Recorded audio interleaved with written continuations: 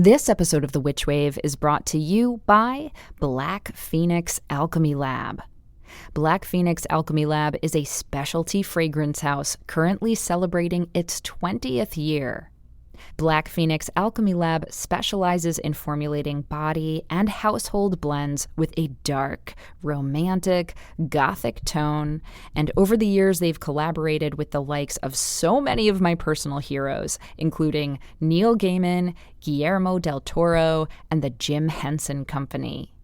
They continually return to inspirations drawn from witchcraft, paganism, mythology, and they have a sister store called Twilight Alchemy Lab that creates oils blended and consecrated specifically for ritual use. The lab has just released their annual Halloween perfume collection, which is a limited edition series that includes a line inspired by depictions of witches and sorcery in classical art. Ooh, right up my alley. I've been a fan for years, and you will be too. So check them out at their official online shop at blackphoenixalchemylab.com. Grow Wellness is so honored to sponsor this episode of Witch Wave. Grow Wellness is a center and sanctuary of the healing arts located in Ridgefield, Connecticut. We offer a variety of alternative medicine modalities inspired to manifest magic, health, and abundance into the lives of all beings. Our light shines across the globe with incredible services such as Reiki energy healing, hypnosis, medium sessions, readings, and so much more. These private sessions are accessible online wherever you are with our seasoned practitioners and gurus. You can experience the magic of our yoga and meditation sanctuary classes through Zoom and in our on-demand library. Our shop is stocked with ancient herbal remedies like CBD salves, herbal teas, crystals, yoga props, and so much more. Our shop ships internationally. We are always here and within your reach. Grow Wellness, where Eastern and Western medicine meet with grace, to create your warm and magical sanctuary to explore. Visit growwellnesstherapy.com to explore offerings that fit your style and needs. This episode of The Witch Wave is brought to you by Snowy Owl Tea. And I am so lucky that it is because they spoil me with their scrumptious tea blends and always send me what's new. Snowy Owl Tea's latest concoctions include Midnight Moon, which is an Earl Grey tea blend with lavender and vanilla, and my new addiction called Ginger Snapped, which is a ginger tea with oats and vanilla, and it is just outrageously delicious. Snowy Owl Teas are unique, handcrafted tea blends made with real fruit, fresh ground whole spices, full leaf teas, and blossoms. They are created with your health and comfort in mind using 100% biodegradable tea bags and some of the most beautiful packaging I've ever seen. Best of all, Witch Wave listeners get 20% off orders using code WITCH. So go ahead and order some super delicious tea today from www.snowyowltea.com. The world is filled with bewitching people, and you might be one too. Welcome to the podcast where art is magic is real, and reality is stranger than dreams.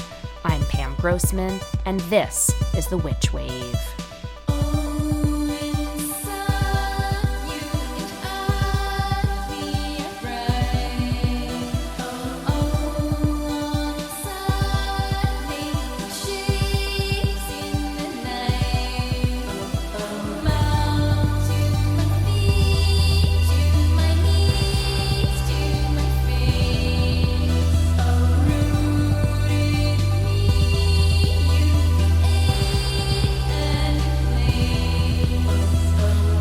Hello and welcome to The Witch Wave. So this episode is a really special one for me because some of you may have noticed that for the past few years, I've been on this journey to really try and knit back together my Jewish upbringing and ancestry with the intersectional feminist witchcraft and paganism that has called to me and made a home for me since I was a teen witch in suburban New Jersey in the 1990s. And a lot of this ancestral searching was really escalated by the pandemic because I was here in Brooklyn, not really leaving this apartment and feeling this immense longing for New York City, even though it was just out of reach, just outside my window. I was missing my home. I was missing the place that I was living in, and seeing this majestic behemoth of a city that I love so much grind to a halt and become empty and quiet and full of grief and death was just heartbreaking. But one of the things that gave me comfort was thinking about how my grandparents and great-grandparents all also lived in this city and survived. Several of my great-grandparents escaped persecution, and we're talking centuries of persecution, not just Nazism. A lot of my relatives came here before World War II to seek a better life. And yes, tragically, many of them did have family members who stayed in Europe and who eventually would lose their lives in the Holocaust. So during the height of fear that I was feeling, especially during the beginning months of this pandemic, I found a lot of that support and solace that I needed by looking at my family history, by looking at New York City history, and turning towards my own genealogy. And I was reminded through that work that this city has survived many, many other tragedies, some of which I also have lived through, though most of which happened before I was even born. And I was also reminded that my ancestors survived many, many tragedies, and that by some miracle, some magic, some great, deep, graceful luck, I am here. And you listening to this, you are here too. You are here because you have survived. No matter what your relationship may be to your family or your ancestry, those problematic, complicated people did give you the gift of life. Your messy, problematic, complicated, wondrous, marvelous life.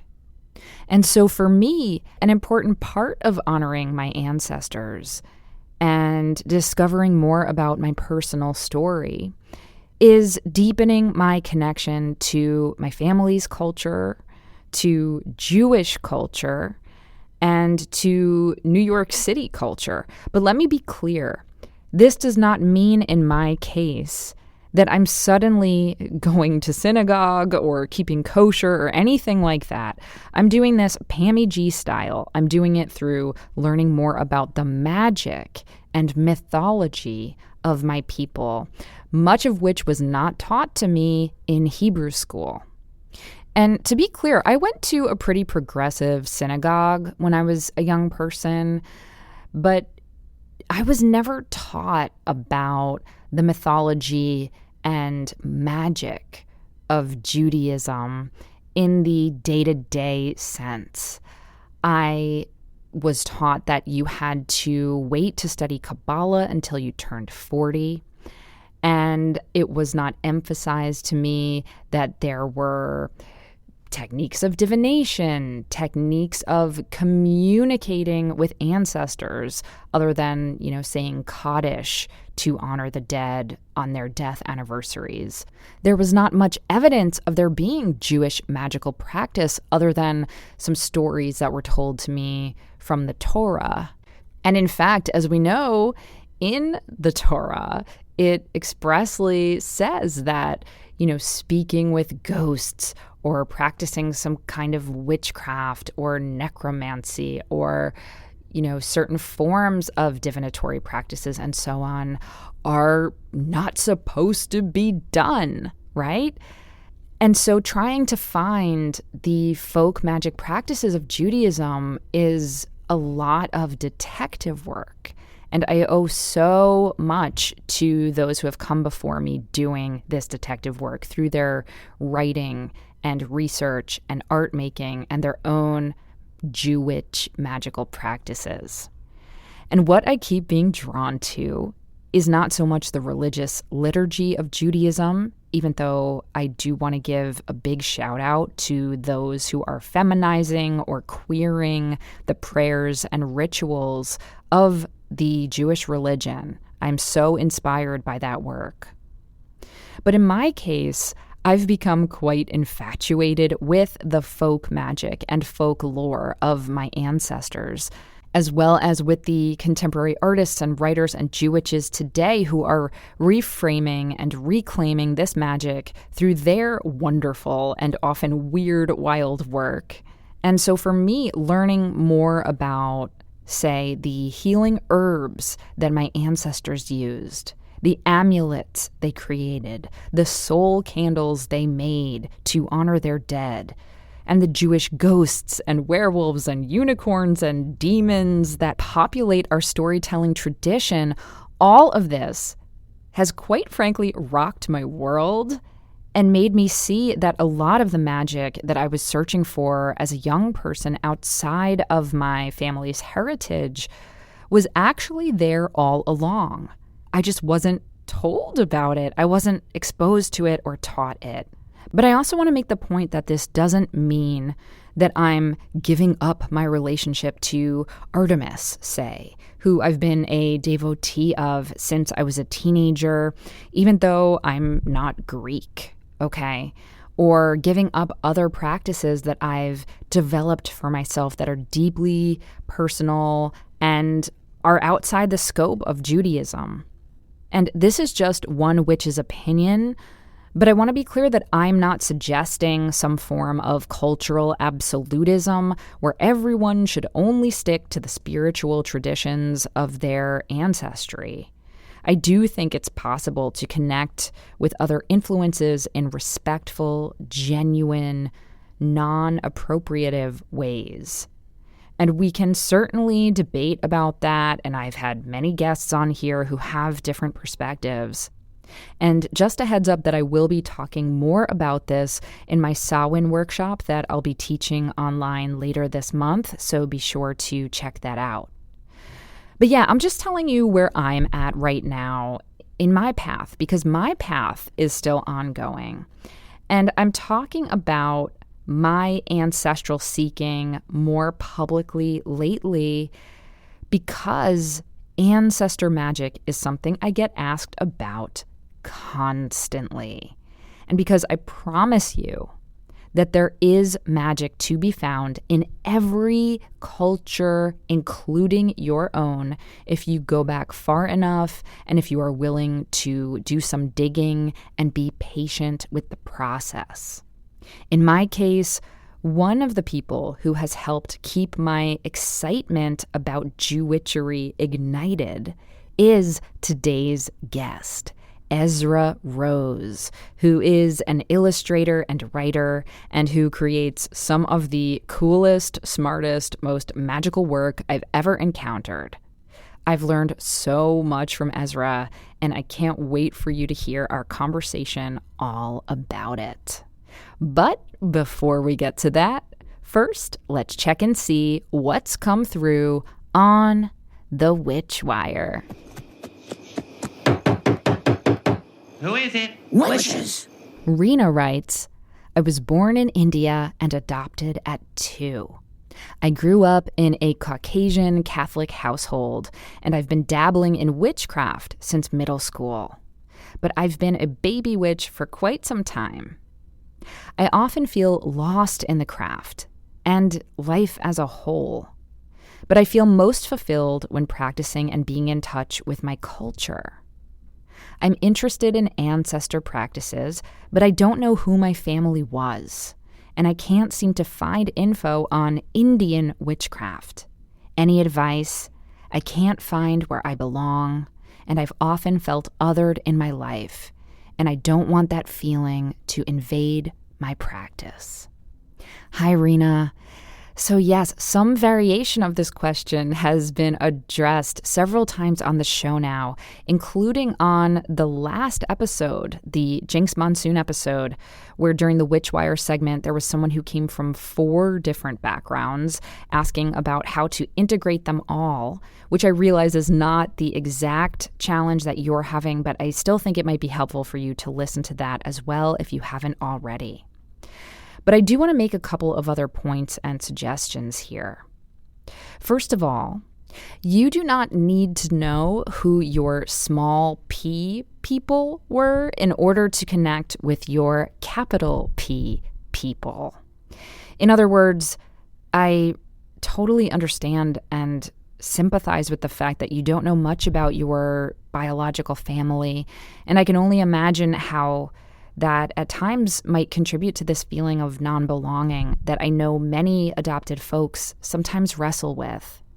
So first of all, I just want to encourage you to consider finding a community of other adoptees who can relate to these feelings in general and who can potentially offer emotional support if that's something that would be helpful for you. But when it comes to spiritual belonging, knowing that your roots are in India is plenty of information for you to go on. And I just want to remind you that the words witch or witchcraft are English words that historically were applied in negative ways to the practices of usually non-Christian people. And it's only been within the last century or so, really, that those words have taken on a more positive or aspirational connotation through the modern witchcraft movement. So remember, many magical people throughout history, in fact, most of them, would not have referred to themselves as witches or using the local language or local term for the word witch. They might have used a variation of the word healer or priest or priestess or seer, oracle. You get the idea. So I would think about what kind of magic you are hoping to connect with, and then Googling or otherwise researching those more specific terms. So I've talked before about how the terms folk magic or folklore tend to bring up more regionally or culturally specific results. And so I can imagine that researching Indian folk magic or maybe Hindu folk magic or Vedic folk magic might be a place to start. But you can also be specific about what kind of practices you're hoping to learn more about.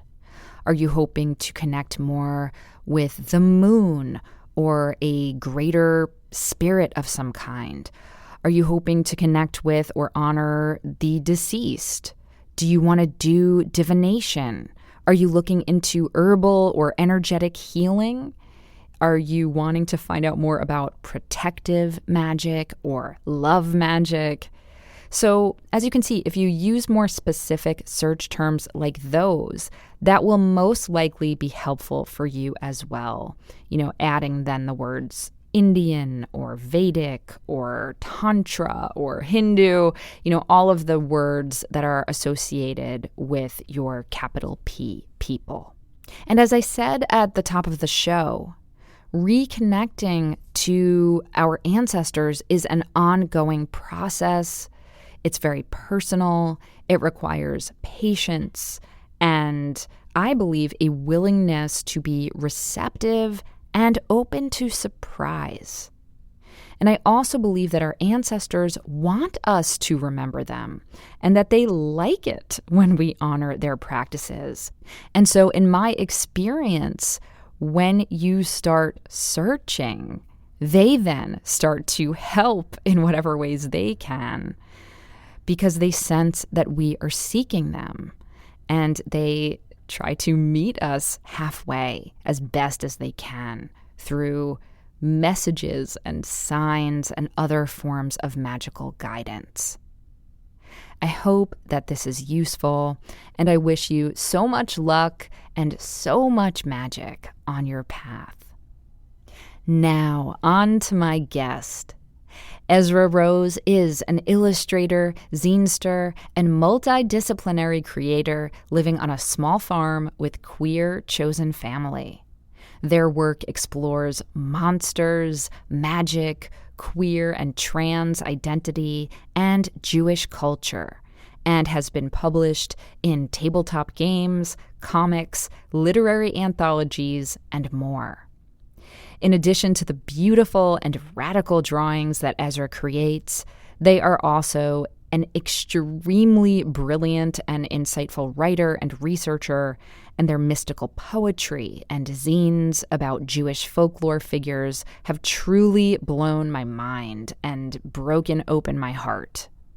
Ezra's most recent zine is called FYMA, Fuck Your Magic Anti-Semitism, a lesser key to the appropriation of Jewish magic and mysticism.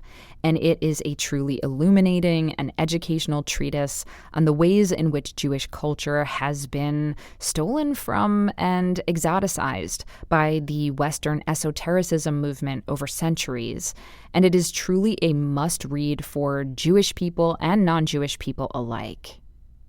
Ezra has that rare combination of humor and heart and style, that reverent irreverence that I find so irresistible, and I just adore their mind and the gorgeous, glorious things that they create.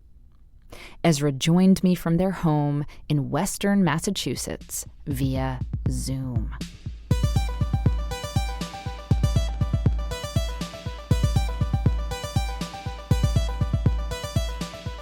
Ezra Rose, welcome to the Witch Wave. Thank you so much for having me. I am over the moon that you are here. As I told you off mic, I'm like just the biggest Ezra Rose fangirl. So this is such a thrill for me. Thank you so much for doing this. I'm so just completely honored to be here and still kind of stunned. So thank you.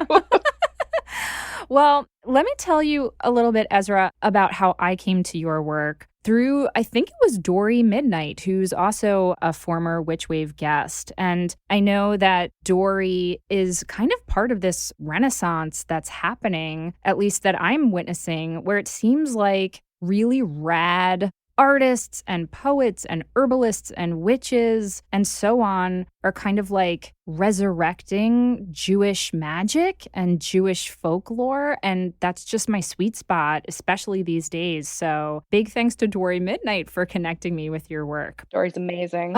Dory is amazing. So much love to Dory.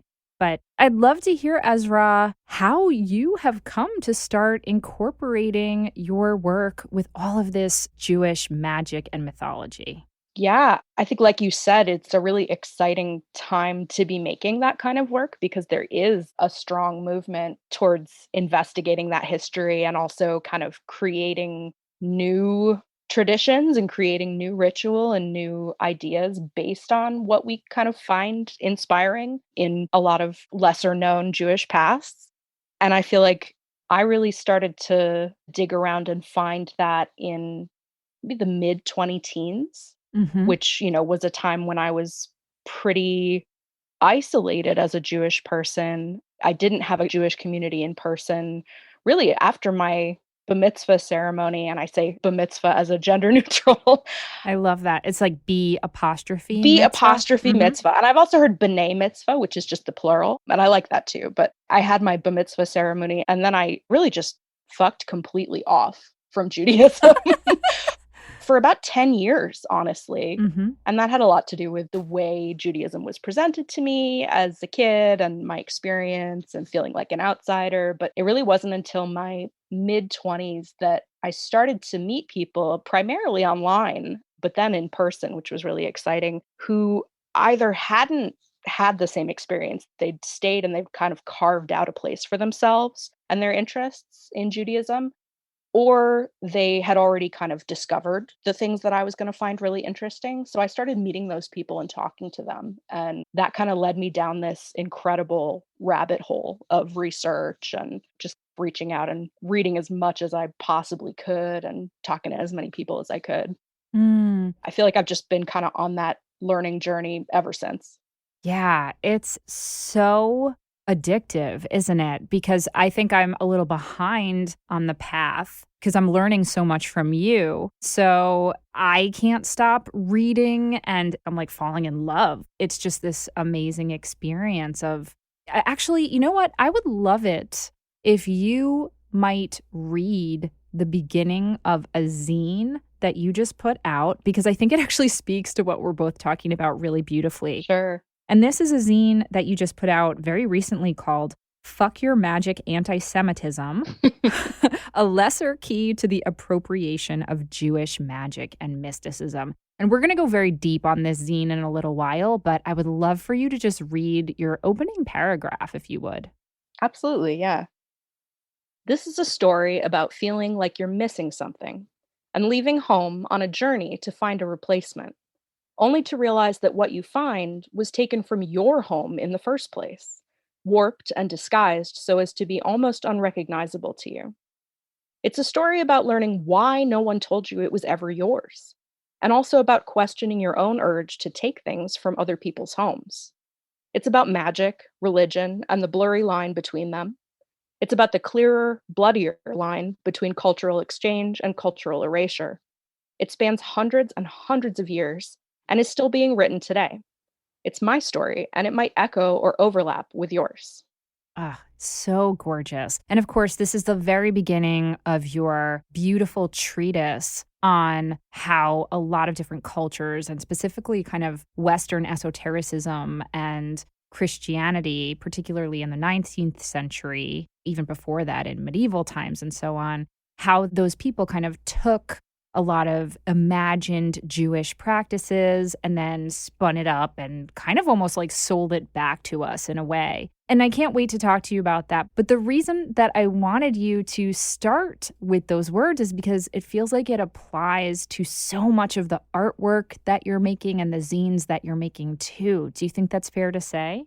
Yeah, I think I'm finding my way still back to what feels the best for me in terms of art and what feels like it's really coming from me and what excites me. I feel like I've had almost a parallel journey with art to my journey with Judaism. So it's really interesting that you bring that up. Can you talk about that a little more? Why do you say they're parallel? Well, I think parallel and different, but I talked about having left Judaism for about 10 years in any religious sense. It was something that remained very important to me as an element of my heritage and an aspect of culture, but I really felt like I wanted nothing to do with the spiritual aspect of Judaism or spiritual community aspect. And I likewise had a good decade after I graduated from art school. It was very, very difficult for me to make any art, especially to draw, which had been prior to art school my main form of creative expression and the thing that I most enjoyed in the world, something that really felt like magic to me. And art school, in many ways, complicated that relationship in a really difficult way that I'm still untangling. It took a long time for me to find what felt like my place and what felt like it was going to work for me and what was going to feel right with art. I'm still finding it in the same way that I'm still finding where I fit within the many Judaisms that exist. Yeah, it feels like you had this innate connection to your own art and your own spirituality, mysticism, and then institutions came along and told you, oh, it's supposed to be like that. And you were like, fuck off, right? Yeah, definitely that struggling to fit myself into any institutional framework is a pretty lifelong journey, but I bump up against what is required of me in order to fit myself into, say, a capitalist context or a normative gender context or anything that needs me to suppress my own experience in favor of packaging. Mm-hmm. So, I mean, something that's been just really exciting to me is finding not only the people who I want to share Judaism with and who I want to share the kind of outsider, strange, interesting forms of Judaism with, but also people who are really responding to the artwork that I'm putting out and who are interested in collaborating with me and feel like it's kind of a signal sending for me. Absolutely. It's like sending those flares up and finding the other weirdos, right? Exactly. I love that. So let's talk about your art. This is obviously an auditory medium, so I always love the challenge of trying to convey artwork in this medium. And certainly I encourage everybody to check out Ezra's work, and we'll have all kinds of links we shout out later for that. But can you, in your own words, describe your style or the kind of imagery that you love to put in your illustrations and your other work? Sure. Yeah.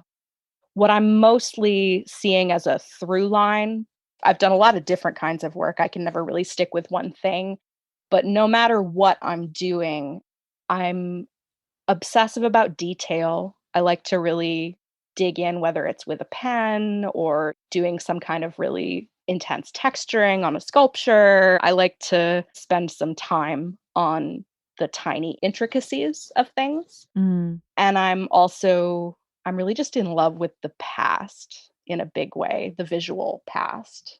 I think some of my biggest inspirations for visual style come from things like old woodcuts Hmm. or golden age illustration from the late 19th century, early 20th century.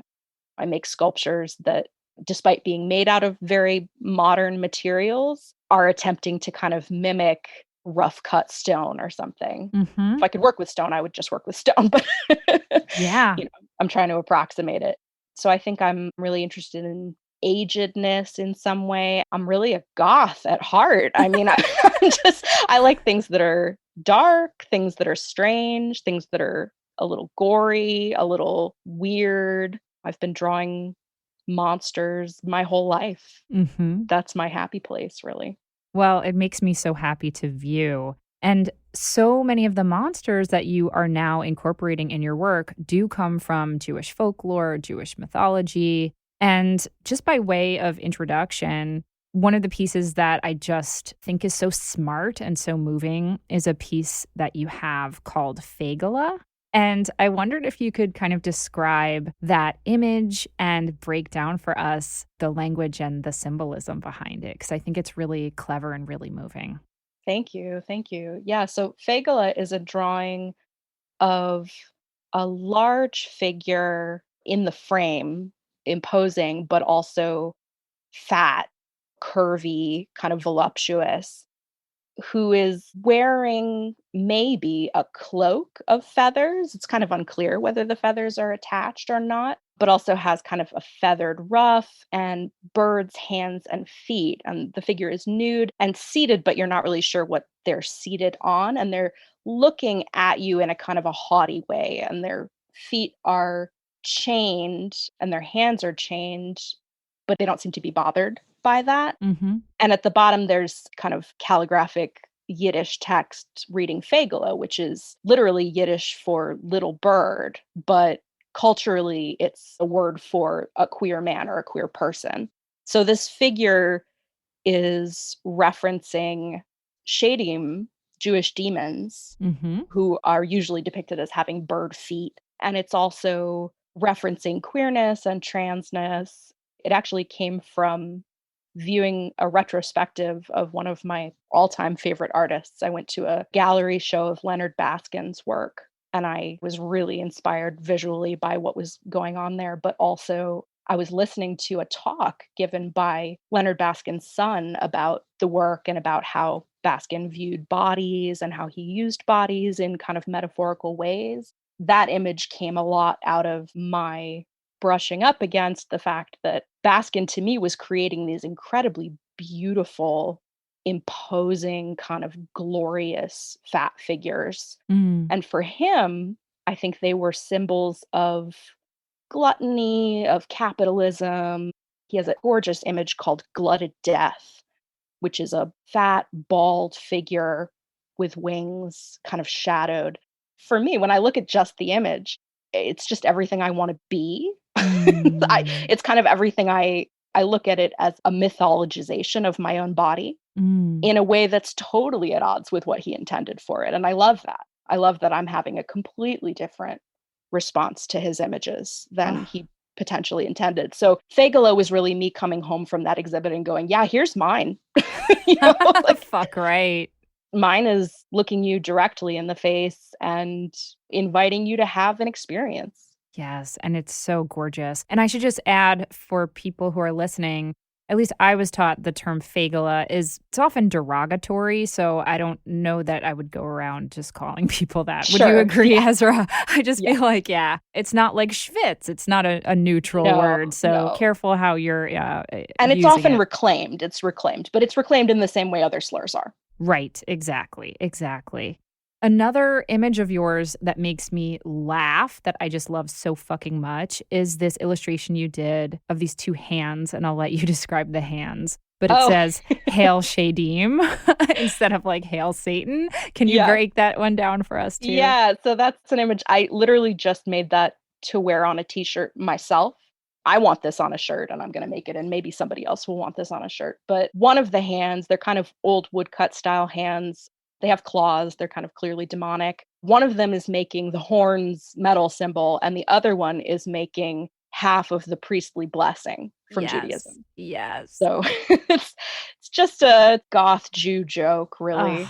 But I appreciate cackled. I cackled, Thank you. Ezra. And I really want that shirt too if you ever make more. My goodness. Oh, thank you. And we should say, if people don't know what the priestly blessing hands are, literally, like if you've ever seen Star Trek, that live long and prosper sign that Spock makes, that is literally from the priestly blessing, although it's both hands that Jewish priests use or, Jewish rabbis use. And Leonard Nimoy intentionally took that symbol from his own upbringing, and he just thought it was like a beautiful sign. So you know the symbol that we're talking about. And it's supposed to be the letter Shin, isn't that right? The Hebrew letter Shin? Yes. Yeah. Yeah. I love Star Trek also. I'm a big Leonard Nimoy fan.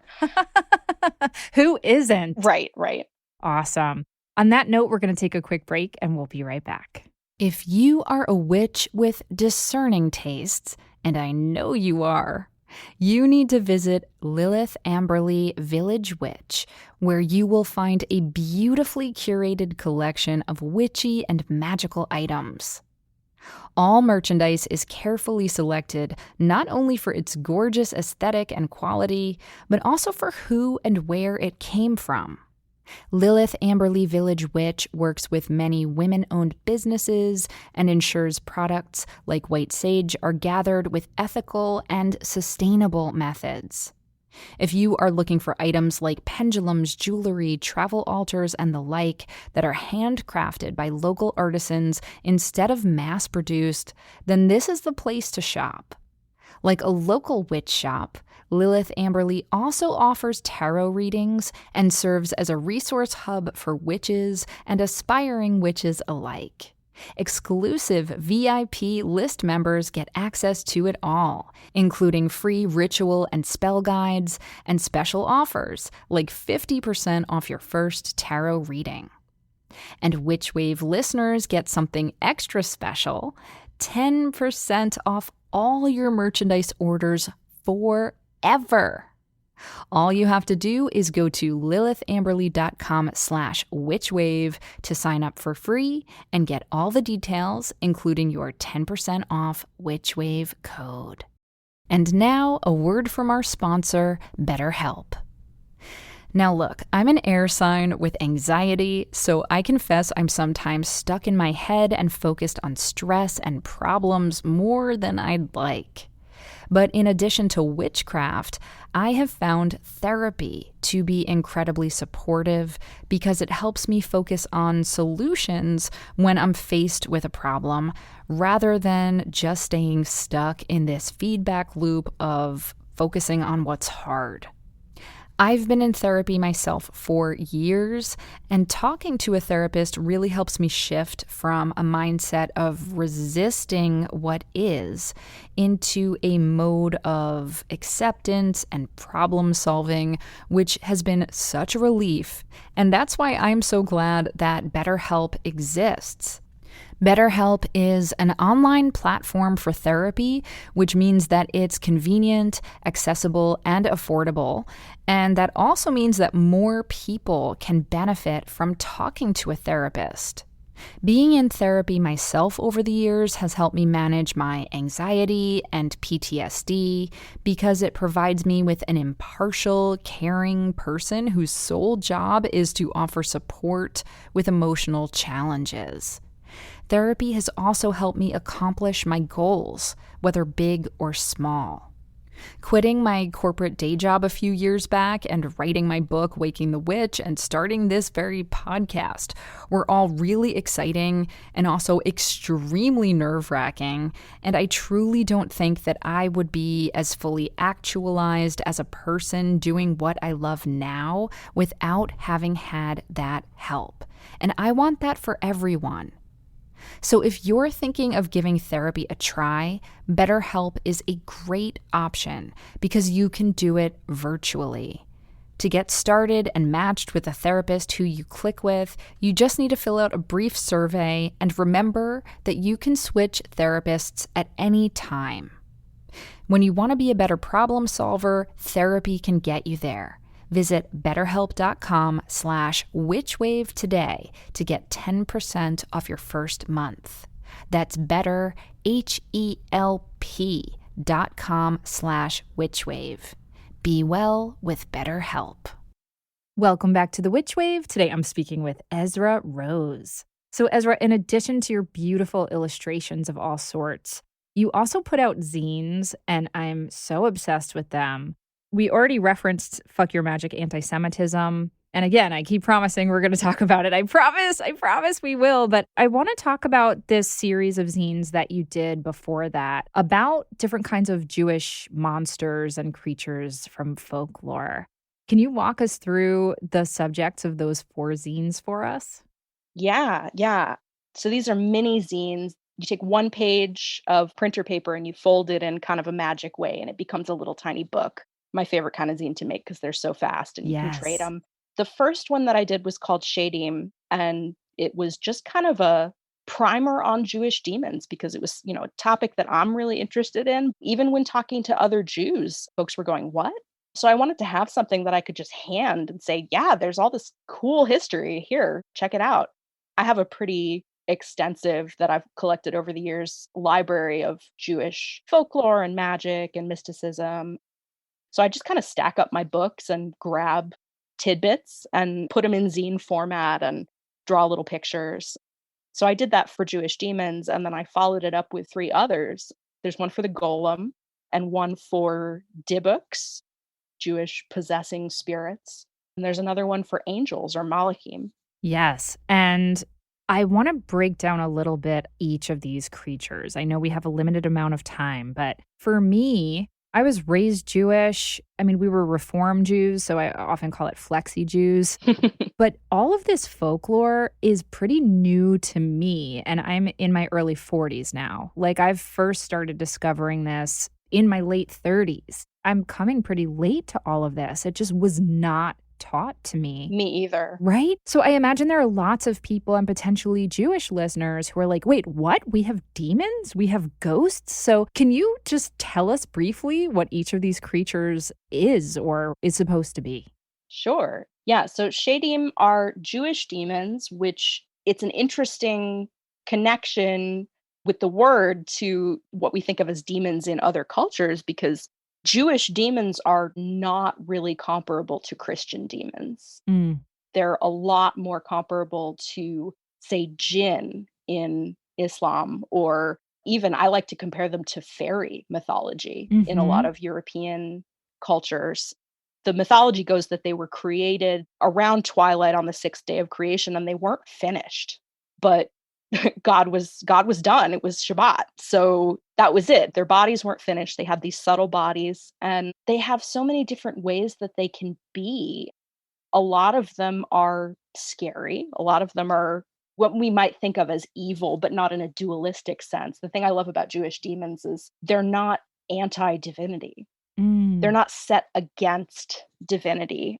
They're a part of the spiritual order rather than antagonistic towards it. So if they're serving wicked purposes, that's what they're there for.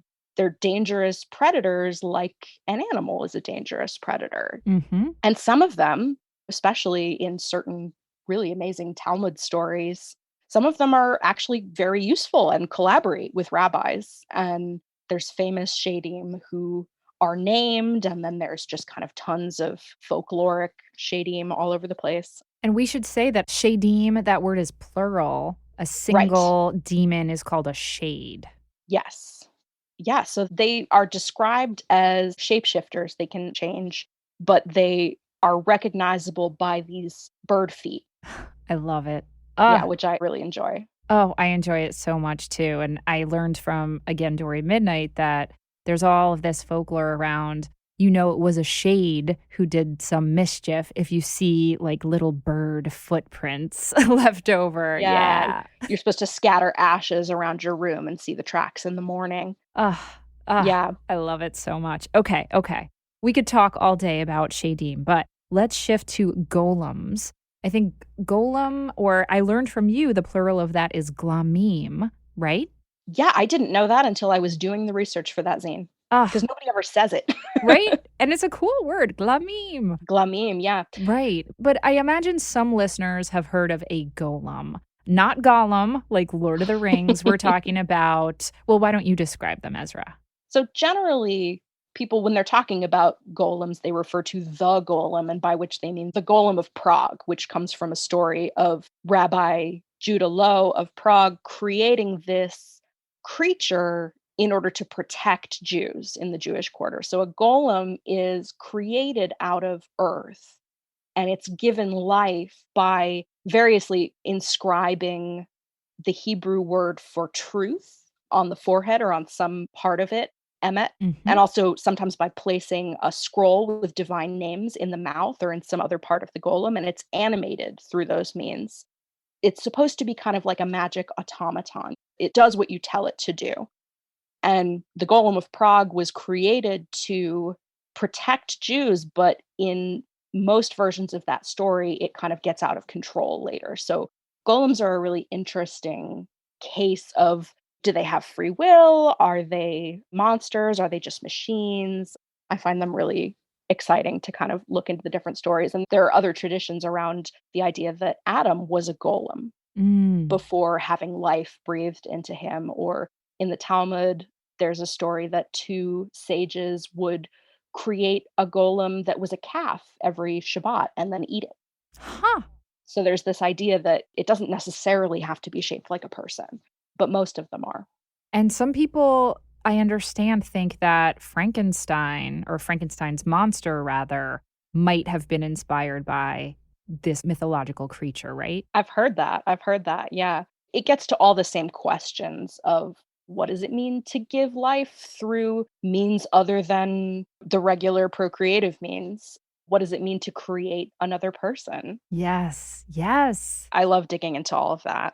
So rich. And just a quick shout out. Some of you may have read the book. I think it's called The Golem and the Genie, or The Golem and the Djinn. Do you know the book I'm talking about, Ezra? I know the book, and it's been on my to-read list for too long. I have to get to it. It is so good. It takes place in 19th century New York City, which of course, like, I'm such a sucker for, because it's all around when my ancestors, or some of them, would have been living here. And in this telling, the golem is female, which is interesting. And then there's a djinn that she ends up having, I'll just call it a relationship in the most neutral sense of the word, with. And it's so good. So just a quick shout out for that. And also shout out, Ezra, to the golems that you create, which I am dying to get one someday. So next time you have a batch that you've brought to life, I'm all over it. Thank you. Yeah, I make these little tiny, I think I've probably made somewhere in the area of 200 little tiny golems. Somebody's joking that I'm making a little army. I'm going to activate them all. When they've spread around the world. No, they're just little art figures. And they're gorgeous. Thank you. Yeah, no, it's a creature that I really love to think about and play with. Well, we know now, Ezra, how if these golems or glamim start taking over, how to stop them, which is you're supposed to erase the first letter of the word for truth, and then it becomes the Hebrew word for death. So that's a hot tip for everyone listening, just in case a golem is running amok in your world. Yeah. Okay, let's move on to the Dybbuk. And I think I've heard of this word before, but then I don't know if you watched the show Difficult People with Billy Eichner, which is like one of my favorite shows, and Julie Klausner, one of my favorite shows ever. And there's like an ongoing joke about a Dybbuk. So Oh, no, I haven't seen it. it's so fucking funny. I love that show. Tell us what a Dybbuk is, my friend. Yeah, it makes its way into pop culture. There's actually a Rugrats episode where they mention a Dybbuk too. What? Yes, yes. A Dybbuk is a Jewish ghost, but it's not just a ghost. A Dybbuk is what happens when the ghost, generally of a person who has some rectification to do, somebody who's got unfinished business or was a sinner, gets into the body of a living being, usually a person, not always a person though. But a Dybbuk comes from the Hebrew root, which means to cling, and it shares a relationship with other words that have to do with, it's interesting, devakut, this idea of like being close, clinging to God. Dybbuk comes from the same root. So it's a ghost that's clinging to life. And there's a whole amazing tradition of Jewish exorcism in terms of how to get the Dybbuk out. And it has so much in common with therapy, which I just absolutely love. There's an amazing book called Between Worlds, J.H. Hyas, and it's an incredible academic history of early modern Judaism and Dybbuk possession. I could talk about Dybbuks for a very long time. Oh my goodness. The history of Dybbuk possession has really interesting things to say about women's spirituality and queerness, all kinds of really juicy, good stuff. Yeah. When I was reading the mini zine that you made about the Dybbuk, you make this point that often it was women who were said to have been possessed by these male ghosts. And that often these women then, it was like the first time maybe that they could have a voice in society. And it reminded me a lot when I was writing my book, Waking the Witch, about the 19th century spiritualist movement here in America, where it was like being a medium was one of the few jobs that a woman could have where she could speak freely in public. And the loophole is like, well, it's not me, it's the ghost inside me, right?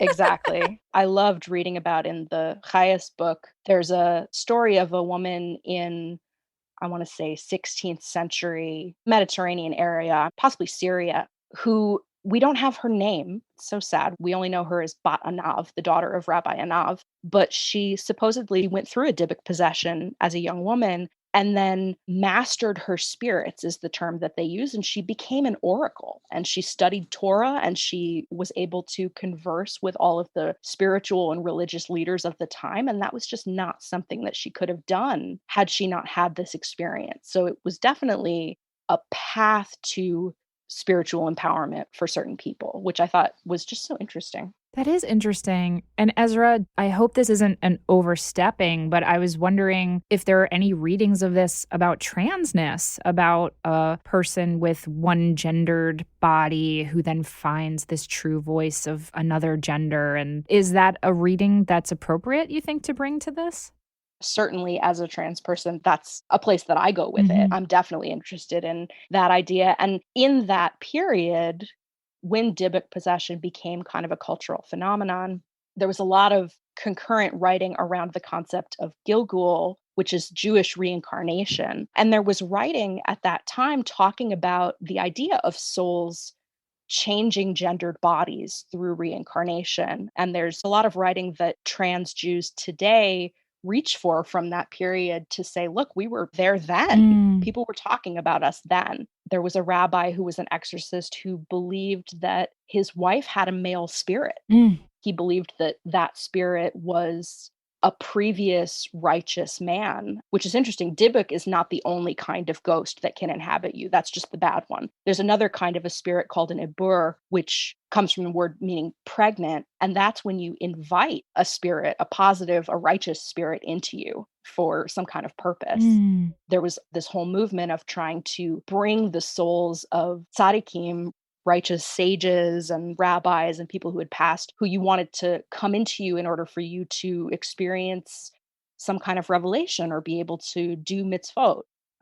That's so, so fascinating. Okay, we're going to have you come back so we can dive much deeper on Dybbuk's because there's a lot more to say there. But can you give me the quickest, this is so unfair to our amazing angels, but just a quick summary of the Malachim because I want to make sure we have time to get to all of your other stuff. Yeah, so Malachim, that's the plural for angels. And there's so many words for angels and different kinds of angels. I see a lot of people referring to seraphim. The singular for that one is seraph. You have a singular seraph. And for Malachim, is that Malach or Malachai? Yeah. Okay. Malach.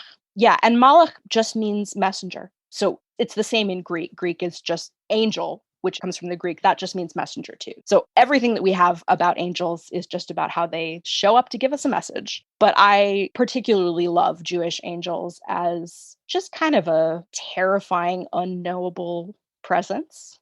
I think Jewish angels are much scarier than Jewish demons. Do tell. For me, they have a lot to do with trauma and transformation. I see angels as being outside our understanding of linear time and being outside our understanding of bodies. Demons feel like it's a lot easier to be on a level with them and think like, oh yeah, I kind of get what your experience is and how you see the world. But yeah, angels are just a whole other level. So I really just appreciate things like Ezekiel's description of the different kinds of angels around the Holy Chariot having all these wings and all these fire and multiple eyes. I love all many the eyes. Yeah. Terrifying and fabulous. And I think what you're kind of pointing to, Ezra, is like if Shadim feel like kind of terrestrial, I feel like Malachim feel sublime. And in the pure sense of the word sublime, like terrifying and awe-striking and celestial and all of that. Right, exactly. Yeah. And I find that when I'm thinking about them in my artwork, I reach for Shadim when I'm talking about the body, which is interesting because they're supposed to have these subtle bodies. They don't have a corporeal form necessarily. But I think about Shadim when I think about bodies and when I think about sexuality, because Shadim have hungers. They're said to be like humans in that they sleep and they procreate and they eat. And they're like angels in that they can fly and they're beyond our understanding of kind of the material realm. But angels don't have hungers. Angels don't have appetite. Jewish discussion of what an angel is, as with everything, the whole 2 Jews, 3 opinions. There's no set description of what an angel is, but I've read people likening them to natural processes. You know, the angel of gravity, the angel of atomic fusion. Whoa. An angel has a very specific purpose that it carries out. I kind of reach for angels when I reach for just the terrifying mystery of things that you have no control over. Gorgeous.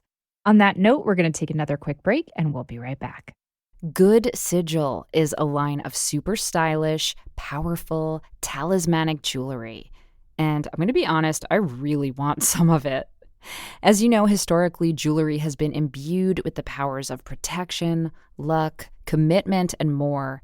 And wearing jewelry is a form of magical intention. Good Sigil is tarot and astrology-inspired jewelry handcrafted with intention in Vancouver, British Columbia. It's made from silver, which is the metal of the moon, and is considered both a shield and a mirror.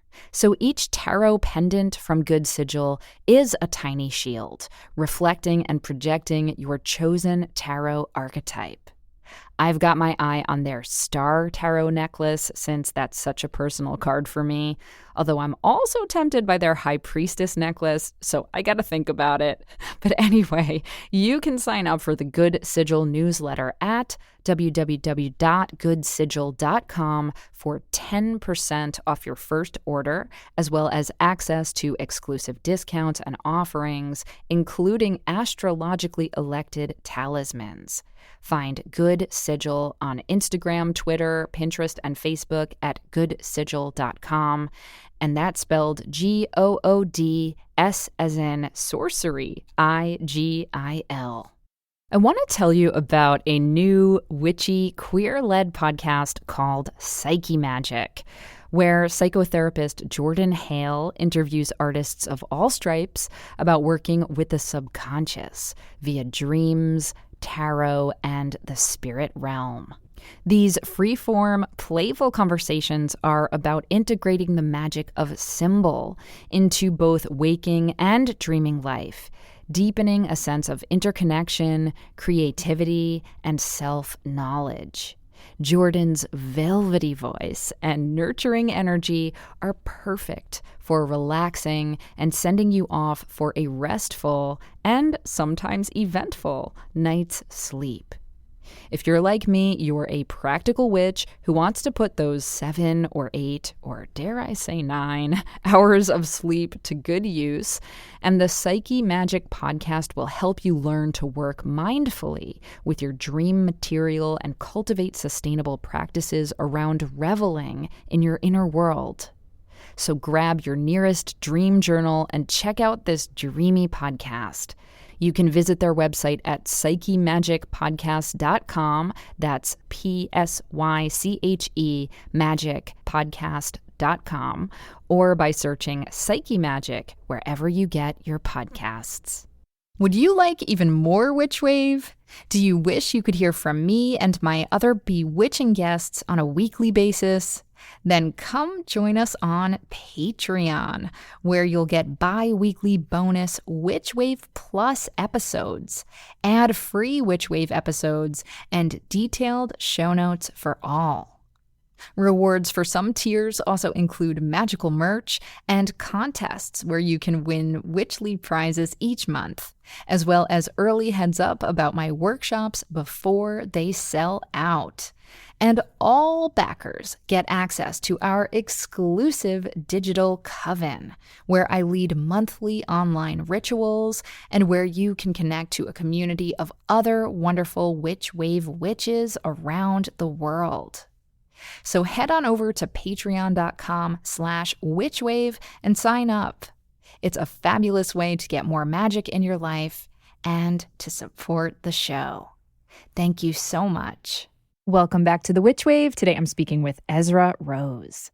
Okay, I have been teasing this all episode, but it is time at last to talk about your most recent, I'm going to call it a masterpiece, Ezra. Oh. This is your zine, Fuck Your Magic Anti-Semitism, a lesser key to the appropriation of Jewish magic and mysticism. So first question, what is this zine about? I mean, we touched on it a little bit, but in your own words. Yeah, this scene is, I would say, the culmination of a number of years spent digging into the history of the Western occult movement and the history of European anti-Semitism and how both of those things present in a modern context, and just lots of conversations that I've been having with other Jews, with people in witchy and occultist and spiritual spaces. This is just kind of everything that I wanted to wrap up and present as a resource for people who are trying to navigate those conversations.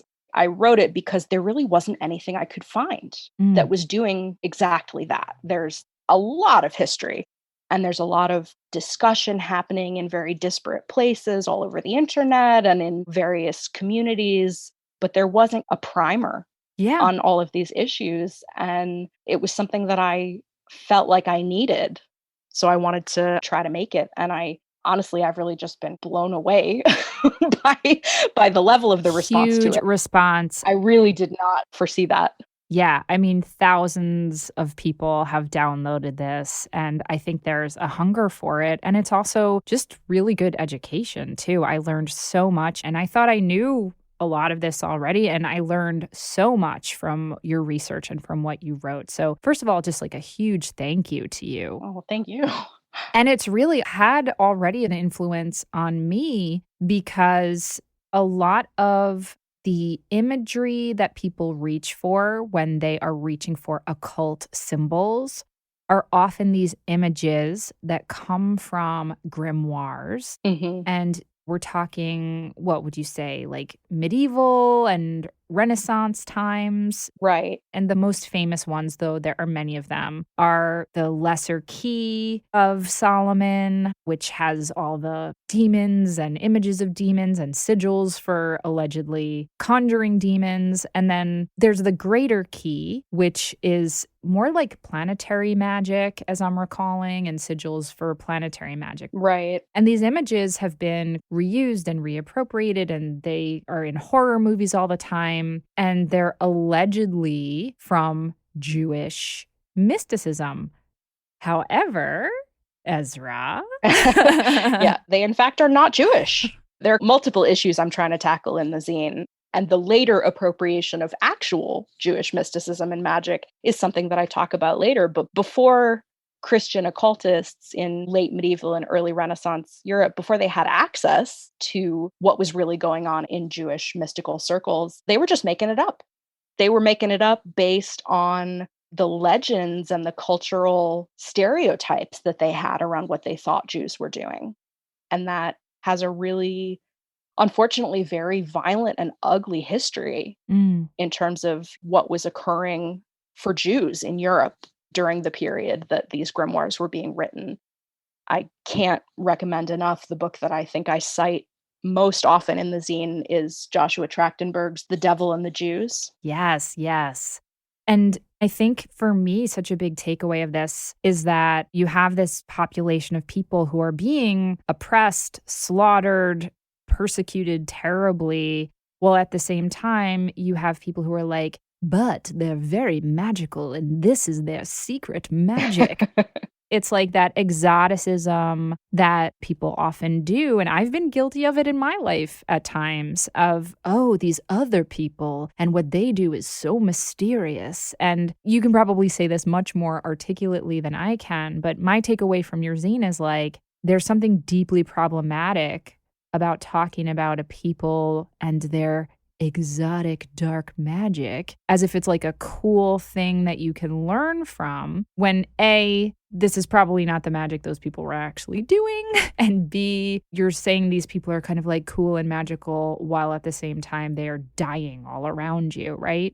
Right. And you're killing them in many cases. Yes. That's the really big piece, is it's the same people. There's this kind of fantasy of who wrote the grimoires, who wrote, beyond the fantasy of that it was Jews that wrote the grimoires, there's this idea that it was these renegade occultists. But in fact, all evidence points to the fact that the renegade occultists were Christian clergy. They were people with power, people with access to education, access to language, people who were very much a part of the church institution, which was sanctioning and calling for the slaughter of Jews. So it's the same people that are benefiting while creating the conditions that people are dying under. Yep, exactly. It's kind of a tough pill to swallow because I am absolutely someone who like thinks all of that imagery is really cool. And like, me too. Right? I mean, that's the thing that's so difficult. And, I talk about it in the zine that my journey through this was as someone who, especially in my teens and early 20s, I was obsessed with Western esotericism and with very much the visual language of all of this occultism. And I still am very inspired by it. Mm-hmm. It's something that I balance in my own work. And towards the end of the zine, I talk about that in terms of what can we take from this history and what's still contributing to anti-Semitism? Like, what do we need to leave behind? Yes, exactly. And just to kind of close the loop on your zine as much as we can in this short amount of time, I just want to bring up what happened in the 19th century with all of these like European folks who were occultists or purported to be occultists and who eventually would evolve into groups like the Hermetic Order of the Golden Dawn and like this iconography of Jewish, not really Kabbalah, but like imagined Kabbalah and Jewish spells and all of this stuff. Not that we don't have our own spells and magic and mysticism, but this like imagined version of it feels like it like filtered down century after century. So then when you have people like Pamela Coleman Smith, who I adore, me too. who created, the iconic imagery of the most popular tarot deck there is, the Rider-Waite-Smith deck, she's incorporating like Hebrew and literally the high priestess is like holding the Torah. Right. All of this stuff that's in the tarot cards. And as a Jewish person, I'm like, that's so fucking cool. The high priestess has all this like Jewish magic. And then you're like, oh, but it's also kind of problematic because she's getting this from other problematic sources. And it's just kind of a gnarly mess, right? Yeah, well, and I mean, Smith was working with Waite, who was a Christian Kabbalist. So the imagery that is in the tarot is Christian Kabbalah. Right. Which is distinct from Jewish Kabbalah in that it was created to convert Jews originally. And only later did it kind of take on a life of its own. But the origins of Christian Kabbalah are wholeheartedly anti-Semitic. You look at it and you say, oh, there's images I can connect to here. There's Hebrew, there's these ideas, but it's almost like someone who's speaking your language, but what they're actually saying is not what is welcoming to you. But that's not necessarily, and gosh, we could debate about this for days and days, but I personally wouldn't say, therefore, tarot cards are anti-Semitic tools, or like Pamela Coleman Smith was an anti-Semite. That is not what we're saying. No. It's messy. Right. For me, I think the bare minimum is just knowing the actual history. That was my goal with the zine. I'm a great lover of tarot. I've been reading tarot with a Rider-Waite-Smith derivative deck since I was 7, 8 years old, and I found it in the basement with my mom's. I have this great 70s deck called the Hoi Polloi. I love it. Yeah, it's just a recolor of the Pamela Coleman Smith art. But I don't believe that tarot is inherently anti-Semitic. I struggle when people don't want to talk about the history that connects it to anti-Semitism in certain ways. It's the kind of thing where it's taking everything, being able to look at something with nuance and say, yes, this is something I love about it. And I see how it's descended in certain ways or in certain spheres from these things that we really need to reckon with. Yes, exactly. And I just know some of my listeners are now like, wait, what does this mean? I don't want to do the wrong thing. What should I do? And I'll just say, like, we're not going to figure this all out, certainly, at the end of an hour-long podcast. So I would just recommend everybody download Ezra's zine. In the zine, Ezra, you're also not prescriptive about what we should do and what's right and what's wrong. You ask a lot of questions, and the zine can be downloaded. You're also doing hard copy versions that are available in your Etsy shop. And this is just the beginning of conversation around this. And Ezra, I deeply hope that you can come back on and have like a deeper discussion about this, because I have so many more questions. Oh, I would love to. Thank you so, so much for having me again. Oh, of course, of course. In the very last moments that we have, Ezra, I just want to say that you have done a project that I think actually weaves all of your pieces together so beautifully, which is you have, I don't know if you'd call it a zine or an illustration, but it's a project you did called We Are Magic, Sigils for Trans Power. And in that, you're using the iconography of sigils and you're reclaiming them. And I would love for you to just, in our final moments together, share your intention behind that project.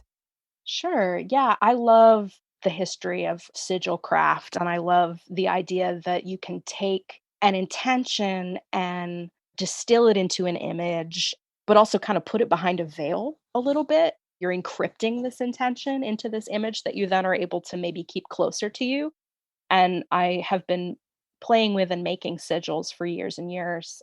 And the sigils that I make are kind of conceptually descended from Austin Osman Spare, who was taking language and removing letters and creating the letters into forms that then a little bit mimic the kinds of sigils you might see in these old grimoires.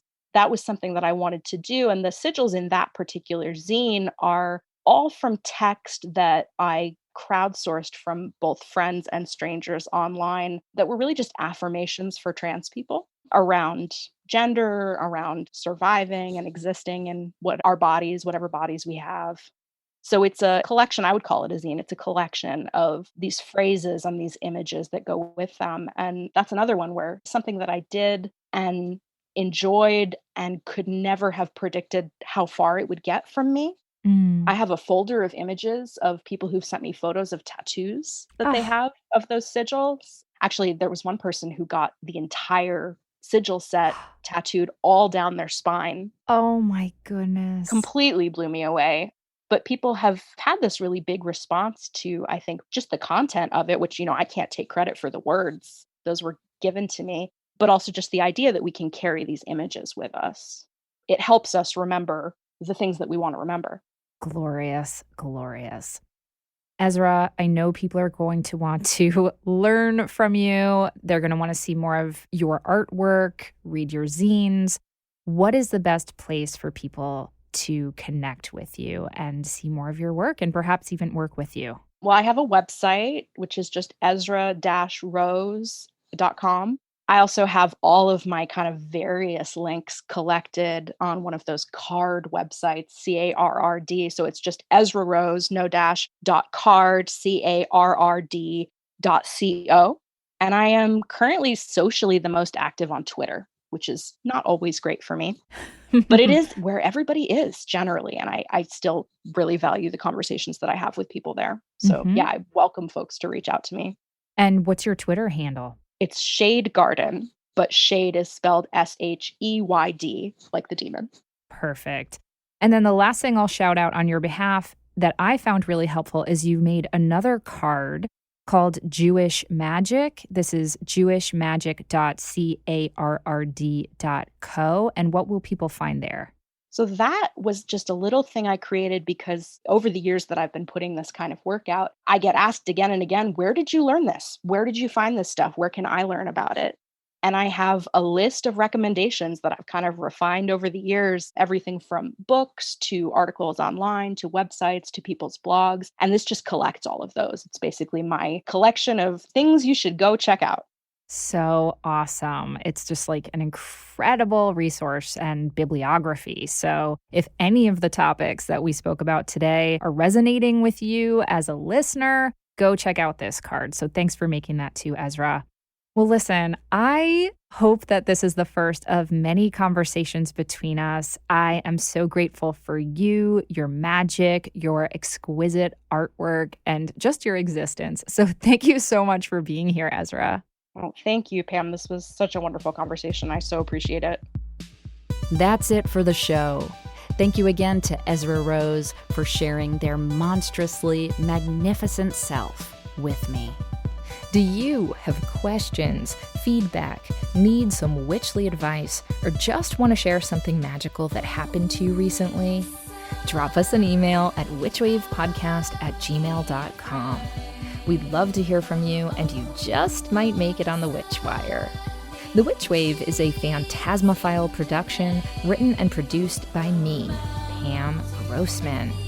This episode was recorded and edited by Josh Wilcox and myself. Our theme music is the song Hand and I by Lycanthia. Special thanks go to Matt Freeman, Laura Antal, and Cece Pascal. You can check out information about this and other episodes on our website and now buy Witchwave merch at witchwavepodcast.com.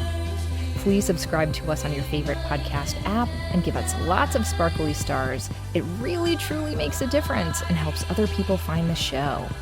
You can follow us on Twitter, Instagram, and Facebook at WitchWavePod, and you can check out my witch emoji for iPhone by going to witchemoji.com or downloading it in the App Store. Please consider ordering my book, Witchcraft, or picking up my book, Waking the Witch, which is available everywhere now. And if you want more Witch Wave or you would just like to support the show, please join us over on Patreon. That's patreon.com/witchwave. Thank you so much for listening. Witches are the future. I'll catch you next time on The Witch Wave.